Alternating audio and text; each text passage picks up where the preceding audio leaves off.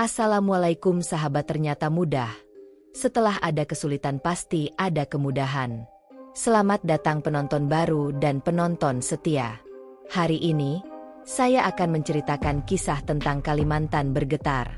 Ular penunggu Sungai Kapuas muncul bawa pesan penting. Kenapa ini bisa terjadi? Namun sebelumnya, saya sarankan untuk menuliskan sholawat kepada Nabi Muhammad, agar kelak sholawat ini bisa jadi saksi kita di akhirat. Like, share dan subscribe ke channel ini, sangat membantu menyebar dakwah Islam, dan semoga menjadi amal jariah. Pagi itu, suasana di kampung nelayan di tepi Sungai Kapuas terlihat berbeda.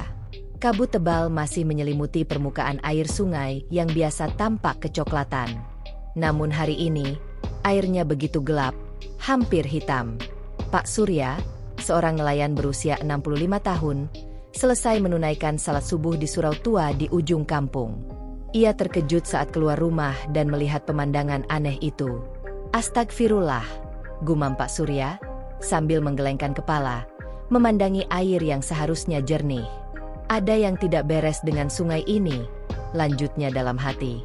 Biasanya, di waktu seperti ini, permukaan air dipenuhi dengan ikan-ikan yang melompat-lompat. Namun, hari itu, suasana terasa sangat mencekam. Sejumlah nelayan muda mulai berdatangan ke dermaga. Salah satunya, Ahmad, berlari menghampiri Pak Surya. "Pak, lihat ini. Ada yang aneh dengan air sungai kita," kata Ahmad, terengah-engah.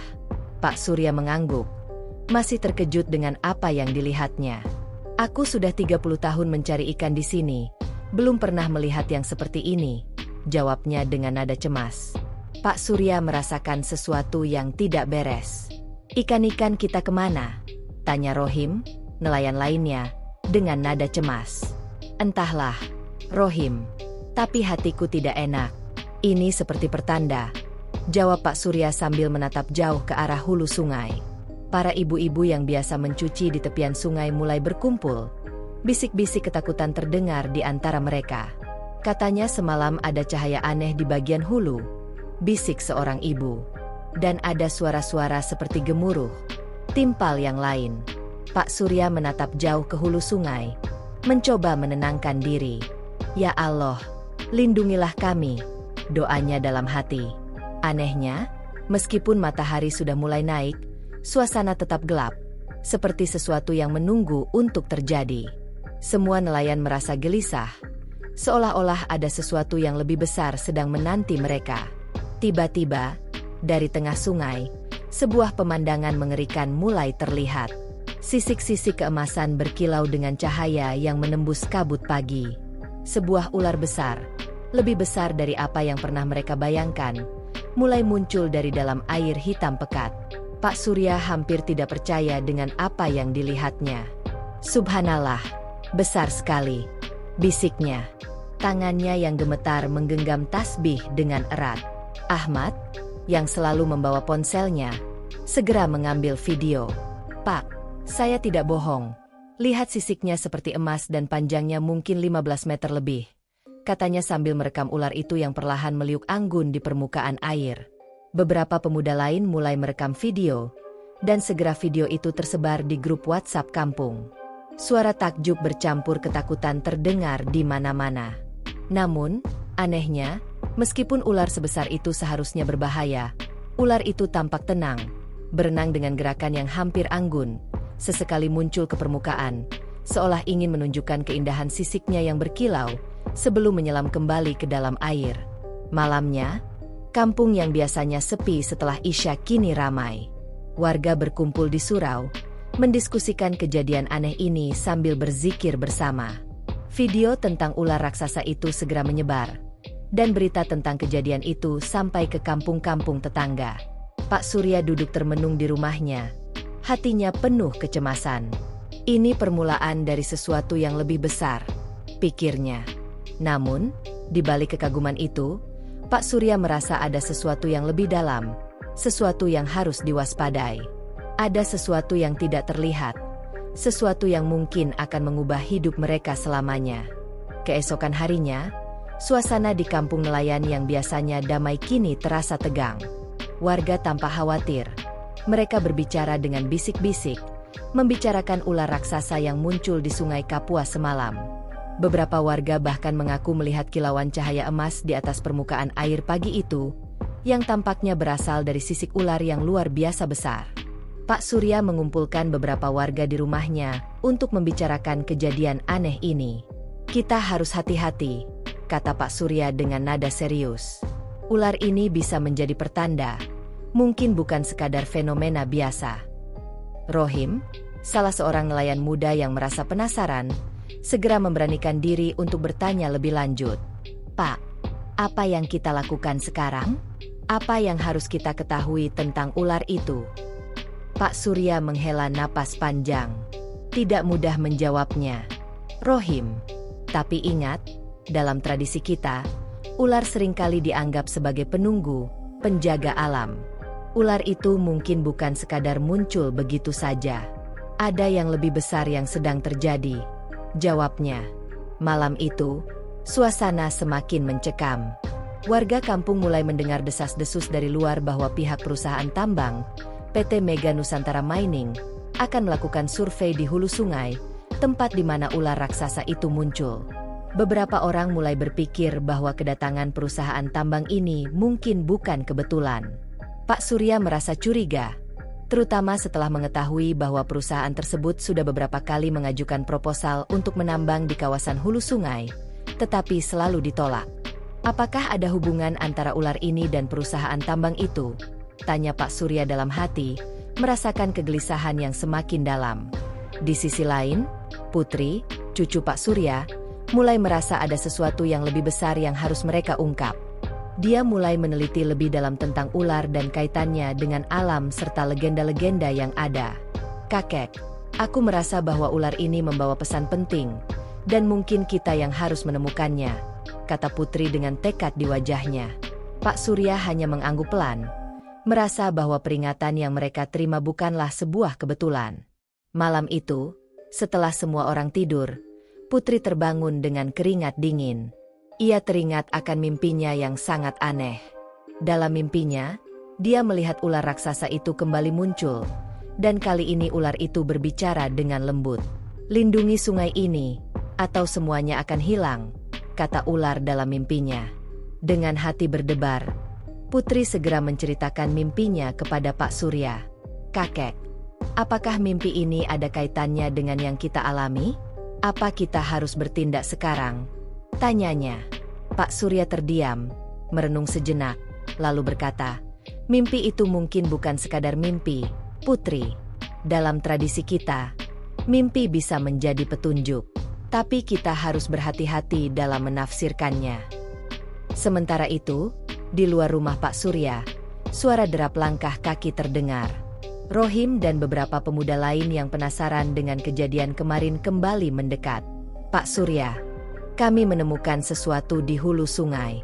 Ada beberapa mobil dengan logo perusahaan tambang yang bergerak ke sana.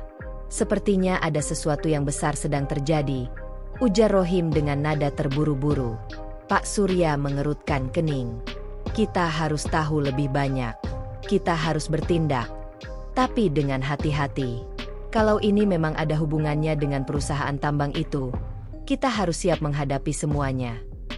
Mereka pun mulai merencanakan langkah selanjutnya. Namun, mereka tahu bahwa perjalanan ini akan penuh dengan tantangan, ancaman, dan ketegangan yang tak terduga. Malam semakin larut, dan suasana kampung nelayan semakin tegang. Pak Surya, Putri, dan Rohim duduk bersama di ruang tamu rumah Pak Surya, membicarakan langkah yang harus mereka ambil setelah peristiwa yang mengerikan semalam. Namun, saat mereka mulai merencanakan tindakan mereka, tiba-tiba terdengar suara mesin mobil yang mendekat. Pak Surya menoleh ke arah jendela, matanya tajam memandang keluar. Beberapa mobil hitam berhenti di depan rumah mereka. "Ada apa ini?" bisik Putri. Wajahnya terlihat cemas. "Ini mobil-mobil besar. Kenapa mereka datang ke sini?" Pak Surya mengangkat tangan, memberi isyarat agar mereka tetap tenang. 3 pria berseragam hitam keluar dari mobil-mobil tersebut. Mereka tampak mengintimidasi dengan postur tubuh yang besar dan wajah yang tegas. Salah satunya mengangkat mikrofon dan bertanya dengan nada angkuh. "Pak Surya, kami dari PT Mega Nusantara Mining. Kami perlu berbicara dengan Anda." Suasana menjadi semakin menegangkan. Pak Surya merasakan sesuatu yang buruk akan terjadi. "Saya kenal dengan beberapa orang dari kepolisian. Saya akan cek ini," kata Pak Surya pelan, mencoba tetap tenang meski dalam hatinya ia merasakan kecemasan yang mendalam. Salah satu pria itu menatap Pak Surya dengan tajam. "Maaf, area ini ditutup untuk umum.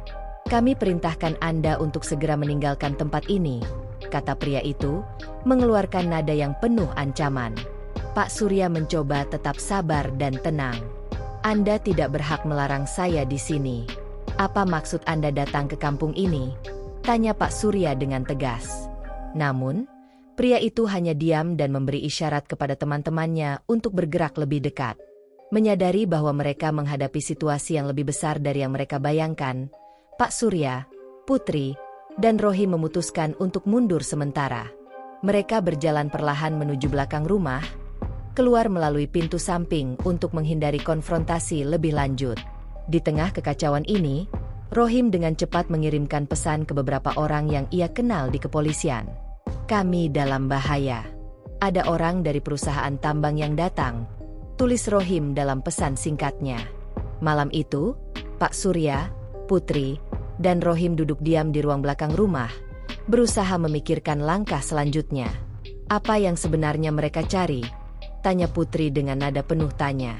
Pak Surya menghela napas panjang. "Mereka pasti sedang mencari sesuatu.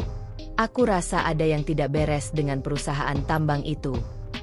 Pak Surya kemudian menceritakan kepada Putri dan Rohim bahwa tahun lalu, sebuah proposal dari PT Mega Nusantara Mining sempat diajukan kepada pemerintah setempat untuk menambang di hulu Sungai Kapuas. Namun, proposal itu ditolak karena ada legenda tentang ular raksasa yang menjadi penunggu sungai tersebut. Mereka tidak bisa menerima penolakan itu, jadi mereka mungkin sedang mencari cara untuk memaksakan proyek tambang ini, jelas Pak Surya. Putri yang mendengarkan dengan seksama mulai merasa semakin yakin bahwa ular raksasa yang muncul di sungai bukan hanya kebetulan. Apa mungkin ular itu adalah penjaga sungai, Pak? Dan mereka ingin mengusirnya demi proyek mereka? Tanya Putri. Pak Surya menatap cucunya dengan serius. "Mungkin. Tapi kita harus berhati-hati. Kita harus mencari bukti-bukti yang lebih kuat." Tiba-tiba, suara ketukan keras terdengar dari depan rumah. Semua terdiam. Pak Surya mengisyaratkan agar Putri dan Rohim tetap diam, sementara ia mendekati pintu dengan hati-hati. "Siapa itu?" tanya Pak Surya, mencoba berbicara dengan suara yang tenang. "Pak Surya, kami perlu bicara," terdengar suara kasar dari luar. Suara itu dikenali Pak Surya sebagai suara mandor PT Mega Nusantara Mining. "Kami tahu kalian sedang menyelidiki kami. Ini bukan urusan kalian," ancam suara itu. Pak Surya merasa amarah mulai meluap, tetapi ia menahan diri. "Apa yang kalian inginkan dari kami? Kenapa datang ke sini dengan cara seperti ini?" Pak Surya berbicara dengan tegas. Mereka masih berdiri di luar, tampak seperti siap untuk melakukan apapun untuk mengintimidasi keluarga Pak Surya. "Kami tahu kalian sudah memeriksa lokasi itu, dan kami tahu kalian punya informasi. Kami tidak akan ragu untuk mengambil tindakan jika kalian terus mengganggu kami," ancam mandor itu. Pak Surya menatap Putri dan Rohim dengan serius. "Kita harus lebih hati-hati. Tapi kita tidak bisa mundur sekarang. Kita harus melawan dengan apa yang kita punya." Mereka semua terdiam sejenak, memikirkan ancaman yang baru saja mereka terima. Pak Surya tahu, perjalanan mereka belum berakhir. Malah, ini baru saja dimulai. Namun, dengan semangat dan tekad yang kuat, mereka siap menghadapi segala rintangan yang akan datang. Keesokan harinya, suasana kampung nelayan semakin panas. Berita tentang ancaman yang diterima Pak Surya dan keluarganya mulai menyebar ke seluruh kampung. Warga merasa cemas. Banyak yang memilih untuk tetap diam, takut jika mereka terlibat dalam masalah besar ini. Namun, ada juga yang mulai berani untuk membantu, meskipun dalam hati mereka masih banyak keraguan. Pak Surya, Putri, dan Rohim merasa bahwa mereka semakin mendekati kebenaran. Tetapi mereka harus berhati-hati dengan setiap langkah mereka. Mereka jelas sedang menutupi sesuatu yang besar, kata Pak Surya dengan nada serius saat berbicara dengan Putri dan Rohim di rumahnya. Setelah beberapa kali berdiskusi, mereka akhirnya memutuskan untuk mencari bukti lebih lanjut di perpustakaan desa. Putri, yang sebelumnya sudah mulai meneliti tentang ular raksasa dan legenda yang ada di sekitar sungai, merasa yakin bahwa ada informasi yang bisa membantu mereka untuk mengungkap misteri ini. Pak, aku rasa kita perlu mencari tahu lebih banyak tentang perusahaan tambang itu. Apa sebenarnya yang mereka cari di hulu sungai? Kata Putri sambil membuka buku-buku tua yang ada di perpustakaan desa. Pak Surya mengangguk setuju. Ya, kita harus menemukan kebenaran. Namun, kita harus berhati-hati, karena mereka sudah mulai mengintimidasi kita. Mereka mulai menyusuri buku-buku dan dokumen lama tentang sejarah daerah mereka dan perusahaan tambang. Tiba-tiba, Putri menemukan sebuah dokumen yang tampaknya sangat relevan. Pak, lihat ini, seru Putri sambil menunjukkan sebuah dokumen yang sudah agak usang. Dokumen itu adalah proposal yang diajukan oleh PT Mega Nusantara Mining untuk menambang di hulu sungai Kapuas. Proposal tersebut berisi rencana mereka untuk menggali emas di daerah yang sama dengan tempat ular raksasa itu muncul. Namun, yang membuat Putri terkejut adalah catatan di bagian bawah proposal tersebut yang menyebutkan bahwa mereka harus menghilangkan penunggu sungai jika mereka ingin melanjutkan proyek ini. Penunggu? Tanya Rohim, yang juga ikut membaca dokumen itu. Apakah ini yang dimaksud dengan ular besar yang muncul itu? Pak Surya terdiam, merenung. Ini bukan kebetulan. Mereka ingin mengusir ular itu agar mereka bisa menambang di sana tanpa gangguan. Ular itu mungkin memang penjaga sungai ini, kata Pak Surya, merasa semakin yakin dengan teori mereka. Putri menambahkan, ini sudah jelas. Mereka mencoba menyingkirkan penjaga alam demi keuntungan mereka. Tapi kita harus mencari cara untuk mencegah mereka. Pak Surya merasa hati mereka semakin berat. Mereka tahu bahwa jalan yang mereka tempuh semakin sulit. Kita harus berhati-hati. Mereka akan melakukan apapun untuk mendapatkan apa yang mereka inginkan. Tapi kita harus melawan dengan cara kita sendiri, kata Pak Surya dengan tegas. Malam itu, setelah kembali ke rumah, mereka mulai merencanakan langkah berikutnya. Mereka merasa bahwa mereka harus menghentikan perusahaan tambang itu sebelum mereka merusak sungai yang telah memberi kehidupan kepada kampung mereka selama bertahun-tahun. Namun, tiba-tiba mereka mendengar suara derap langkah kaki yang mendekat. Siapa itu? Tanya Putri dengan nada panik. Mereka semua terdiam, menunggu siapa yang datang. Tiba-tiba, suara keras terdengar dari luar. Pak Surya, kami ingin bicara dengan Anda. Teriak suara yang tidak asing lagi bagi Pak Surya. Suara itu milik mandor dari PT Mega Nusantara Mining. Pak Surya segera bergegas ke pintu. Tetapi sebelum sempat membuka, dia merasakan ketegangan yang semakin memuncak. Mereka pasti datang untuk mengancam kita lagi, pikirnya dalam hati. Pak Surya, kami tahu apa yang sedang Anda lakukan. Kami tidak ingin masalah ini berlarut-larut. Kami hanya ingin Anda berhenti mengganggu rencana kami, kata mandor itu dengan suara dingin. Pak Surya membuka pintu dengan perlahan. Kami tidak akan berhenti mencari kebenaran. Kami tidak akan mundur. Jika kalian memang benar, kenapa kalian takut dengan kebenaran? Jawab Pak Surya dengan suara penuh keyakinan. Ini peringatan terakhir untuk kalian, kata mandor itu, matanya berkilat tajam.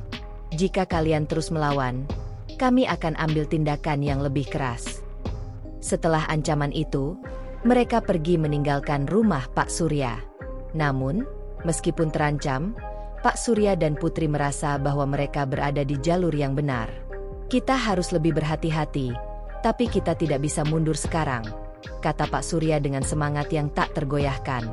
Dengan bukti yang mereka temukan dan tekad yang semakin kuat, mereka mulai merencanakan langkah berikutnya. Perjuangan mereka untuk menyelamatkan Sungai Kapuas dan melawan perusahaan tambang kini semakin mendalam. Mereka tahu, ini adalah awal dari sesuatu yang lebih besar. Pagi itu, Udara di kampung nelayan terasa begitu tegang. Warga masih berbicara bisik-bisik mengenai ancaman yang diterima Pak Surya dan keluarganya kemarin malam. Banyak yang merasa cemas, tetapi mereka juga tahu bahwa mereka harus memilih sisi yang benar.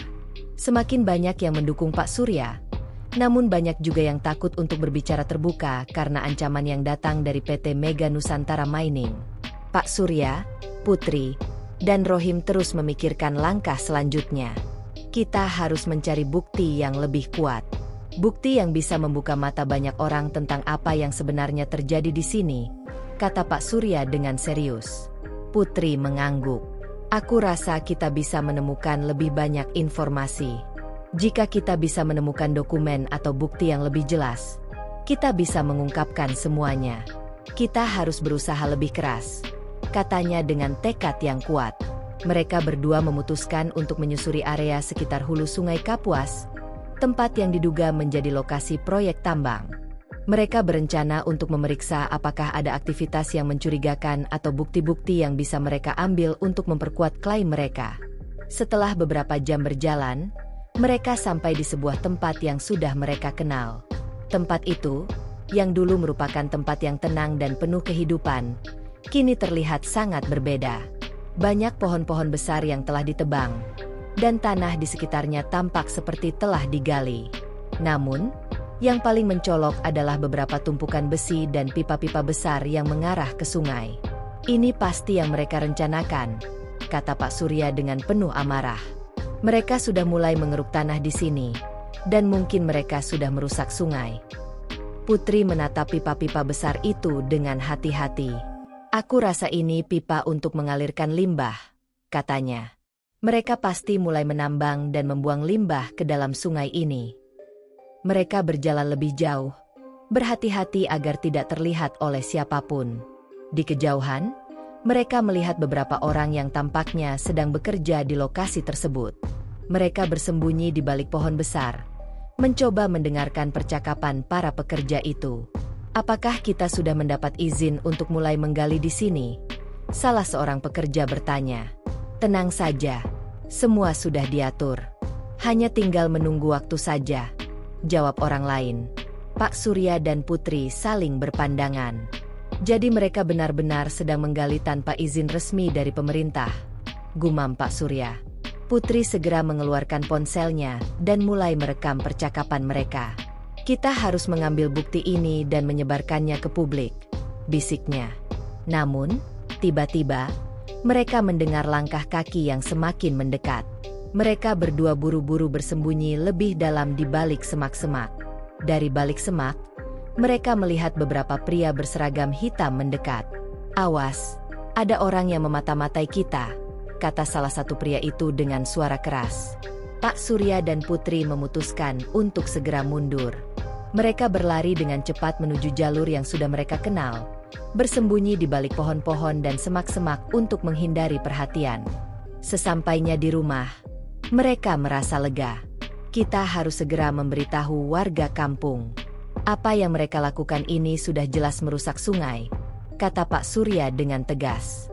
Kita harus berhenti sebelum semuanya terlambat. Putri, yang merasa semakin yakin akan kebenaran, segera menghubungi beberapa aktivis lingkungan yang ia kenal. Ini bukan hanya tentang kita. Ini tentang masa depan sungai ini dan kampung kita. Kita harus bertindak sekarang, kata Putri. Namun, di luar, situasi semakin menegangkan. Pada malam hari, tiba-tiba rumah Pak Surya didatangi lagi oleh pria-pria berseragam hitam yang sama. Mereka mengetuk pintu dengan keras. Pak Surya, kami perlu bicara dengan Anda lagi, kata salah satu pria itu dengan suara dingin. Pak Surya tahu bahwa mereka tidak bisa lagi menghindari konfrontasi. Kita tidak bisa mundur sekarang, kata Pak Surya kepada Putri.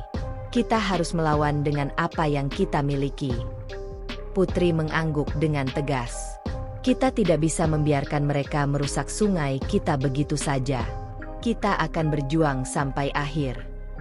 Dengan tekad yang semakin kuat, mereka menunggu pertemuan yang akan menentukan langkah selanjutnya. Mereka tahu bahwa jalan yang mereka pilih tidak akan mudah, tetapi mereka sudah siap menghadapi segala ancaman yang mungkin datang. Malam itu terasa lebih panjang dari biasanya. Setelah kedatangan pria-pria berseragam hitam yang mengancam Pak Surya, suasana kampung nelayan semakin mencekam. Pak Surya, Putri, dan Rohim berkumpul di rumah Pak Surya untuk merencanakan langkah mereka selanjutnya. Semua tahu bahwa mereka kini berada di titik kritis, dan jika mereka tidak bergerak cepat, Sungai Kapuas yang mereka cintai akan hancur. Pak Surya membuka percakapan. Kita tidak bisa lagi mundur, Putri.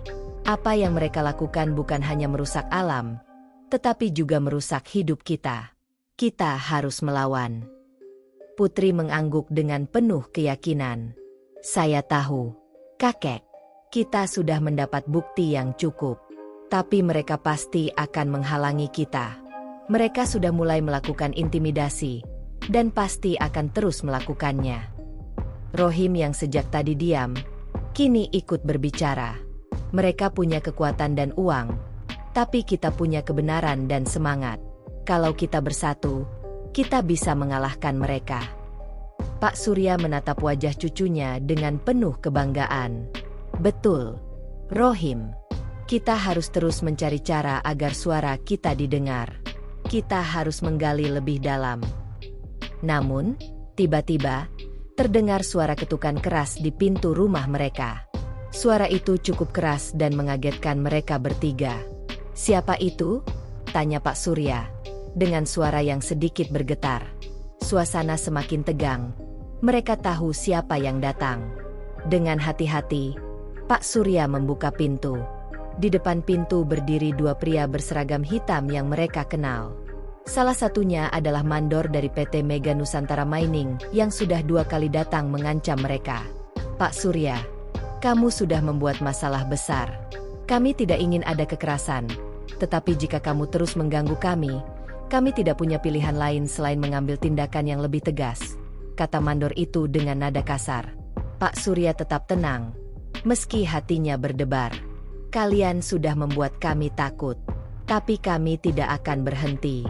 Kebenaran harus keluar, jawab Pak Surya dengan suara yang tegas. Mandor itu menatap Pak Surya dengan tatapan tajam, sebelum beralih ke Putri.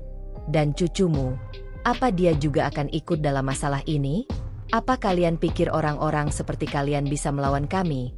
Ucapnya dengan nada meremehkan. Putri berdiri tegak, menatap mandor itu dengan penuh keberanian. Kami bukan orang yang akan mundur begitu saja.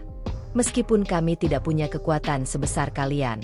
Kalian bisa mengancam kami, tapi kami punya kebenaran yang akan menghancurkan kalian, jawab Putri dengan suara yang tegas dan penuh keyakinan. Mendengar jawaban itu, mandor itu tampak geram. Kalian masih tidak mengerti. Jika kalian terus menghalangi proyek kami, akan ada konsekuensi yang lebih buruk. Kami tidak takut pada orang-orang seperti kalian. Pak Surya, yang sudah cukup sabar, akhirnya berbicara. Kami sudah cukup mendengar ancaman kalian. Jika kalian terus melangkah di atas kami akan mengungkapkan apa yang kalian lakukan. Semua orang akan tahu siapa kalian yang merusak sungai ini dan lingkungan sekitarnya. Mandor itu hanya diam, menatap mereka dengan penuh kebencian. Kalian akan menyesal, ucapnya sebelum berbalik dan pergi. Setelah pria-pria itu pergi, suasana rumah Pak Surya terasa lebih sunyi. Namun, ketegangan masih terasa di udara. Apa yang harus kita lakukan sekarang? Tanya Rohim, tampak ragu. Pak Surya menghela napas panjang. Kita harus melanjutkan apa yang kita mulai. Mereka sudah menunjukkan bahwa mereka tidak akan mundur. Kita harus lebih hati-hati dan lebih cerdas dalam bergerak. Putri mengangguk. Kita sudah punya bukti, dan kita bisa mulai menyebarkan informasi ini kepada orang-orang yang bisa membantu kita. Kita harus mengungkapkan semuanya. Mereka tahu bahwa ancaman yang datang dari PT Mega Nusantara Mining bukanlah hal yang sepele. Tetapi, mereka juga tahu bahwa mereka tidak bisa membiarkan Sungai Kapuas dan kampung mereka hancur begitu saja. Pagi keesokan harinya, mereka memutuskan untuk menghubungi aktivis lingkungan dan media untuk mempublikasikan bukti-bukti yang mereka temukan. Mereka tidak hanya akan melawan dengan kata-kata, tetapi dengan tindakan nyata yang akan membuka mata banyak orang. Namun, Malam harinya, keadaan semakin memburuk. Pak Surya dan Putri terbangun oleh suara sirene polisi yang mendekat ke kampung mereka. Mereka bergegas melihat keluar jendela dan melihat beberapa mobil polisi serta beberapa pria berseragam hitam yang telah datang kembali. Pak Surya menatap Putri dengan serius. Ini bukan lagi tentang kita. Ini tentang menyelamatkan sungai ini. Kita tidak bisa mundur. Putri menggenggam tangan kakeknya. Penuh tekad. Kami tidak akan mundur. Kakek, kita akan berjuang hingga akhir. Dengan penuh tekad, mereka siap menghadapi apapun yang akan terjadi berikutnya. Mereka tahu bahwa ini adalah pertempuran yang jauh lebih besar dari yang mereka bayangkan, tetapi mereka tidak akan menyerah. Kampung nelayan yang biasanya tenang kini dipenuhi ketegangan yang luar biasa. Kejadian-kejadian terakhir semakin memperjelas bahwa mereka tengah berada dalam pertempuran yang lebih besar dari yang mereka bayangkan. Setelah ancaman yang diterima Pak Surya dan keluarganya dari pihak PT Mega Nusantara Mining, suasana kampung berubah menjadi sangat gelisah. Semua orang tahu bahwa sesuatu yang buruk akan terjadi, namun tidak ada yang berani bertindak tanpa rasa takut. Pak Surya dan Putri menghabiskan malam dengan merencanakan langkah mereka selanjutnya. Kita tidak bisa lagi berdiam diri.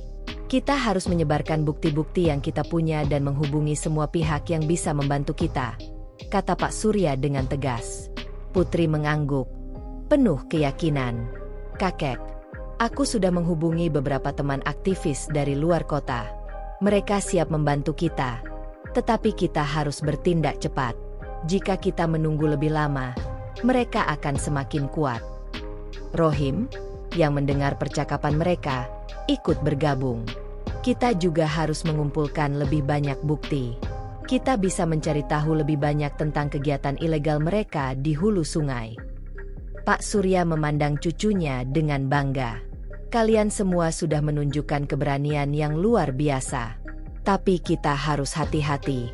Mereka tidak akan ragu untuk menghancurkan kita jika kita tidak bergerak dengan bijaksana. Namun, malam itu, teror datang lebih cepat dari yang mereka bayangkan. Beberapa mobil SUV hitam berhenti di depan rumah Pak Surya, mengingatkan mereka pada kedatangan pertama PT Mega Nusantara Mining. Pak Surya berdiri, tangannya gemetar, tetapi ia tahu mereka tidak bisa mundur lagi. Tiba-tiba, pintu rumah mereka diketuk keras. Pak Surya, keluarlah. Kami ingin berbicara lagi, kata suara keras dari luar. Pak Surya menatap Putri dan Rohim, lalu melangkah ke pintu. Ketegangan di udara semakin terasa. Kenapa kalian datang lagi? Apa yang kalian inginkan kali ini? Pak Surya bertanya dengan suara yang penuh tantangan. Mandor itu muncul dengan ekspresi yang lebih tajam daripada sebelumnya. Kami sudah memberikan peringatan. Jangan membuat kami mengambil tindakan yang lebih keras, ancamnya. Pak Surya menatapnya dengan mata yang penuh kebencian. Kami tidak takut dengan ancaman kalian. Kami sudah memutuskan untuk melawan, jawabnya dengan penuh tekad. Mandor itu menatap Pak Surya dengan tajam, lalu berkata dengan suara rendah, kalian akan menyesal. Kami akan hancurkan kalian jika kalian tidak berhenti menghalangi kami. Namun, Pak Surya tidak gentar. Kami bukan orang yang akan mundur begitu saja. Kami akan membuka semuanya, dan kalian akan menghadapi konsekuensinya, jawab Pak Surya, matanya bersinar penuh keyakinan. Mandor itu tidak berkata apa-apa lagi. Ia hanya memberi isyarat kepada anak buahnya dan berbalik pergi. Kita akan bertemu lagi, katanya sebelum pergi. Setelah mereka pergi, Pak Surya dan Putri kembali ke ruang dalam rumah dengan wajah yang tegang. Mereka tidak akan berhenti sampai mereka mendapatkan apa yang mereka inginkan, kata Putri. Suaranya bergetar. Pak Surya mengangguk. Tapi kita juga tidak akan berhenti. Kita harus melawan mereka. Demi sungai ini, demi kampung kita. Malam itu, mereka bekerja dengan cepat. Putri menghubungi aktivis dari luar kota, dan mereka mulai mengumpulkan bukti-bukti untuk disebarkan. Video yang diambil oleh Ahmad beberapa hari lalu tentang ular raksasa itu pun mereka unggah ke media sosial, berharap agar semakin banyak orang yang tahu apa yang sebenarnya terjadi di Sungai Kapuas. Namun, Mereka tidak tahu bahwa pihak PT Mega Nusantara Mining sudah mulai bergerak dengan ancaman yang lebih besar. Kabar tentang apa yang terjadi di kampung nelayan itu sudah sampai ke pihak berwajib. Mereka tahu bahwa pertarungan ini akan semakin sengit. Keesokan harinya, sebuah berita mengejutkan datang. Berita tentang ancaman PT Mega Nusantara Mining terhadap Pak Surya dan keluarganya menyebar luas. Aktivis dan media mulai datang ke kampung tersebut, meminta keterangan tentang apa yang sedang terjadi. Mereka membawa kamera dan meliput setiap kejadian yang terjadi di sana. Namun, di balik sorak-sorai dan harapan yang tumbuh, Pak Surya tahu bahwa ini baru awal dari segalanya. Kita harus siap menghadapi apapun yang terjadi. Tapi kita tidak boleh mundur, kata Pak Surya kepada Putri, dengan suara yang penuh semangat. Putri menatap kakeknya dengan penuh tekad. Kita akan berjuang sampai akhir. Demi sungai ini, demi kehidupan kami. Dan dengan itu, mereka bersiap untuk menghadapi pertempuran terakhir, yang akan menentukan masa depan kampung nelayan dan sungai Kapuas. Suasana di kampung nelayan semakin tegang setelah berita tentang ancaman PT Mega Nusantara Mining terhadap Pak Surya dan keluarganya menyebar. Warga kampung mulai berkumpul, banyak yang merasa cemas. Namun sebagian besar mulai mendukung perjuangan Pak Surya untuk menyelamatkan sungai Kapuas. Mereka menyadari bahwa ini bukan hanya masalah mereka, tapi masalah semua orang yang bergantung pada sungai itu. Pak Surya, Putri, dan Rohim melanjutkan upaya mereka untuk mengungkapkan kebenaran. Setelah mengumpulkan lebih banyak bukti, mereka berencana untuk mengirimkan informasi tersebut ke media besar, agar lebih banyak orang mengetahui tentang apa yang terjadi. Ini adalah kesempatan kita untuk membongkar semuanya, kata Pak Surya dengan penuh tekad. Malam itu, mereka duduk di ruang tamu rumah Pak Surya, merencanakan langkah-langkah berikutnya. Mereka tahu bahwa mereka harus bergerak cepat sebelum pihak perusahaan mengambil tindakan lebih lanjut. Kita harus mengirimkan semua bukti ini keluar kampung. Kita juga harus memastikan bahwa video tentang ular raksasa yang kita unggah mendapat perhatian lebih banyak orang, kata Putri, penuh semangat. Namun, tiba-tiba, suara langkah kaki terdengar dari luar. Mereka semua terdiam. Waspada. Dengan hati-hati, Pak Surya berjalan menuju jendela dan mengintip keluar. Beberapa mobil SUV hitam terparkir di depan rumah mereka lagi. Kali ini, ada lebih banyak pria berseragam hitam yang turun dari mobil, membawa peralatan lengkap. Pak Surya tahu, mereka tidak datang untuk berdialog. Sepertinya mereka akan melakukan sesuatu yang lebih buruk lagi, bisik Pak Surya. Kita harus keluar dan menghadapinya, tapi dengan hati-hati. Mereka bertiga kemudian memutuskan untuk keluar dari rumah dengan diam-diam, menyelinap ke jalan belakang. Kita harus memastikan bukti ini tidak jatuh ke tangan mereka, kata Pak Surya. Mereka menuju ke tempat yang lebih aman, di mana mereka bisa menghubungi media dan aktivis yang sudah siap membantu mereka. Namun, sesampainya di tempat yang lebih aman, tiba-tiba mereka mendengar suara keras yang datang dari arah rumah mereka. Ada apa itu? Tanya Putri dengan nada cemas. Mereka berlari kembali ke rumah, hanya untuk menemukan bahwa rumah Pak Surya telah dikepung oleh para pria berseragam hitam. Jangan coba-coba melawan kami, teriak salah satu pria dengan suara mengancam. Kami sudah memperingatkan kalian berkali-kali. Sekarang kalian akan merasakan akibatnya. Pak Surya berdiri di depan rumah, menatap pria-pria itu dengan mata penuh keberanian. Kami tidak takut dengan kalian. Apa yang kalian lakukan ini salah. Kami akan melawan sampai akhir, jawabnya dengan tegas. Sementara itu, Putri dengan cepat menghubungi aktivis yang telah berjanji untuk membantu mereka. Kami perlu bantuan segera. Mereka sudah datang dengan jumlah yang lebih banyak, kata Putri dengan panik. Tak lama setelah itu, suara sirene mulai terdengar dari kejauhan. Polisi dari kota terdekat mulai mendekat, dan beberapa mobil wartawan juga tiba di lokasi. Akhirnya, ada yang datang membantu kita, kata Rohim, merasa sedikit lega. Pria-pria berseragam hitam itu tampak gelisah melihat kedatangan polisi dan wartawan. Apa yang kalian lakukan di sini? Ini bukan urusan kalian, teriak salah satu pria itu, mencoba mengusir mereka. Namun, polisi dan wartawan tidak mundur. Mereka mulai merekam dan menanyakan kepada para pria itu apa yang sebenarnya sedang terjadi di kampung ini. Di tengah kekacauan itu, Putri segera mengeluarkan ponselnya dan mulai merekam peristiwa yang sedang berlangsung. Pak Surya berdiri tegak, tidak bergeming dari tempatnya. "Kami akan melawan kebenaran ini. Kami akan buka semuanya ke dunia," kata Pak Surya dengan lantang, suaranya penuh keberanian. Beberapa pria berseragam hitam itu tampak panik. Mereka mulai berbicara dengan cepat di antara mereka sendiri, seolah membicarakan langkah selanjutnya. Namun, dengan kedatangan polisi dan wartawan, mereka menyadari bahwa tindakan mereka sudah semakin sulit disembunyikan. Pak Surya, Putri, dan Rohim merasa sedikit lega karena bukti-bukti yang mereka kumpulkan kini semakin tersebar luas. "Mereka mungkin bisa menutup mulut kami, tapi mereka tidak bisa menghentikan kebenaran," kata Pak Surya, matanya berbinar penuh keyakinan. Namun, mereka tahu bahwa ini masih belum selesai.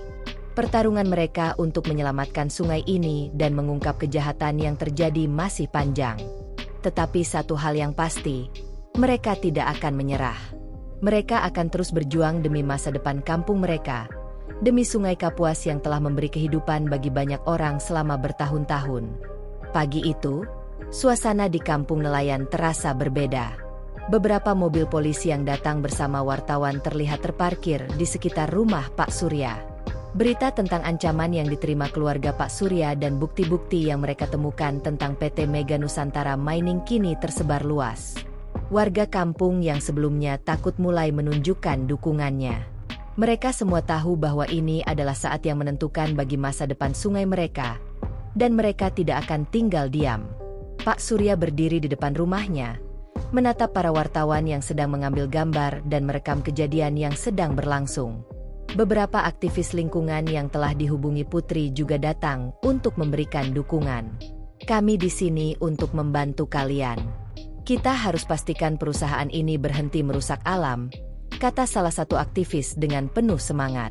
Wartawan mulai bertanya kepada Pak Surya tentang apa yang sebenarnya terjadi, tentang kemunculan ular raksasa di Sungai Kapuas, dan hubungan antara perusahaan tambang dan kerusakan yang terjadi di sungai tersebut. "Kami memiliki bukti kuat bahwa perusahaan ini telah mencemari sungai dan merusak lingkungan sekitar. Mereka berusaha menghilangkan penjaga alam ini demi keuntungan mereka," kata Pak Surya dengan suara yang lantang, agar semua orang bisa mendengar. Mendengar penuturan Pak Surya, beberapa warga yang awalnya ragu kini mulai berbicara. "Kami juga sudah melihat perubahan di sungai ini. Ikan-ikan banyak yang mati, airnya semakin keruh," kata salah seorang nelayan. "Kami tidak bisa tinggal diam lagi. Kami akan berdiri bersama Pak Surya." Di sisi lain, beberapa pria berseragam hitam dari PT Mega Nusantara Mining tampak semakin gelisah. Mereka berdiri jauh dari kerumunan, berbisik di antara mereka, mencoba mencari cara untuk mengendalikan situasi yang semakin tidak terkendali.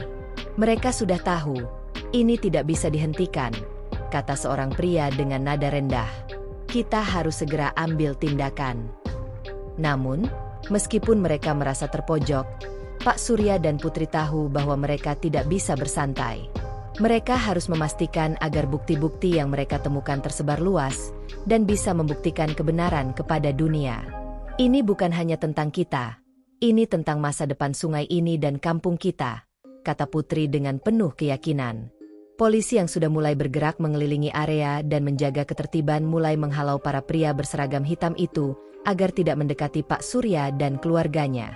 Meskipun masih ada ancaman dari pihak perusahaan, kedatangan media dan pihak berwenang memberikan mereka perlindungan yang sangat dibutuhkan. Seiring berjalannya waktu, semakin banyak media yang meliput kejadian ini. Berita tentang ular raksasa dan kerusakan yang ditimbulkan oleh PT Mega Nusantara Mining mulai viral di seluruh Indonesia.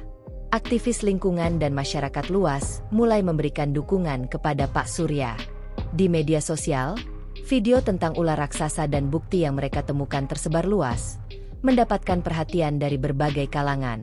Pak Surya merasa ada secercah harapan yang mulai muncul, namun dia tahu bahwa perjuangan ini belum selesai. "Kita harus terus berjuang sampai mereka berhenti merusak sungai ini," kata Pak Surya kepada Putri, yang berdiri di sampingnya. Namun, setelah berhari-hari berlangsungnya ketegangan ini, akhirnya datang kabar yang menggembirakan. Pemerintah pusat mulai turun tangan, dan PT Mega Nusantara Mining mendapatkan peringatan resmi untuk menghentikan aktivitas tambangnya di wilayah tersebut. Setelah penyelidikan yang dilakukan oleh pihak berwenang, ditemukan bukti bahwa perusahaan tersebut telah melanggar banyak peraturan lingkungan hidup. Sungai Kapuas, yang selama ini menjadi sumber kehidupan bagi masyarakat di sekitarnya, akhirnya mendapat perlindungan. Perusahaan tambang tersebut terpaksa berhenti, dan rencana mereka untuk menggali emas di daerah hulu sungai dibatalkan. Ini adalah kemenangan kita, kata Pak Surya dengan mata berkaca-kaca, melihat kampungnya mulai kembali tenang. Tapi ingat, ini adalah perjuangan panjang. Kita harus terus menjaga sungai ini, agar tidak ada lagi yang bisa merusaknya. Putri tersenyum bangga. Meski masih ada banyak pekerjaan yang harus mereka lakukan untuk memastikan kelestarian sungai. Kami berhasil, kakek. Tapi ini baru awal, jawab Putri dengan penuh semangat. Di tengah kebahagiaan itu, mereka tidak lupa akan pesan yang dibawa oleh ular raksasa.